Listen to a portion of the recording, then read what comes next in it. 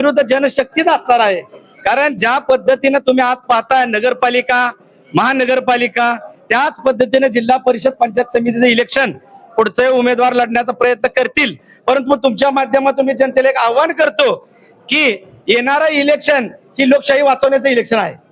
त्यामुळं सतसत विवेक बुद्धीने आमच्या ग्रामीण भागातील जनतेने विचार करावा आणि येणाऱ्या काळामध्ये महाविकास आघाडीचे जे उमेदवार आहेत त्यांच्या पाठीशी ठामपणे उभा राहावं ही त्यांना मी नम्र विनंती करतो। च्या अनुषंगाने आपल्या तालुक्यातील जिल्ह्यातील पीक विम्याबद्दल लोकांचा किंवा शेतकऱ्यांचा रोष आहे, या अनुषंगाने तुम्ही काय सांगू इच्छिता?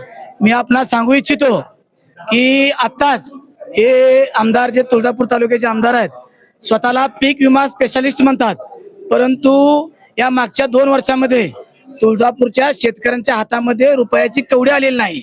ते फक्त स्वतःला पीक स्पेशालिस्ट आमदार म्हणून स्वतःला मिळवून घेतात। माझी त्यांना एक विनंती आहे की आपण लोकशाही वाचवण्यासाठी या महाविकास आघाडीचे जे फॉर्म भरलेले आहेत, आताच जी नगरपालिका निवडणूक झाली आहे त्यांनी भरपूर पैशाचा वापर करून आमचे उमेदवार काढून एखादं शीट बिनविरोध आणलेलं आहे तुळजापूर शहरामध्ये। परंतु त्यांना एक विनंती आहे की आपण तालुक्यामध्ये लोकशाही वाचवण्यासाठी आपला जो जोर आहे ते आपण लोकांपाशी जाऊन लोकांना मत मागून लोकांनी लोकांसाठी चालवलेलं राज्य हे लोकशाही टिकवण्यासाठी आपण मतदान मागावं आणि लोकशाही त्यांनी मतदान इलेक्शन लढून त्यांनी जिंकून यावं ही त्यांना आव्हान आहे माझं।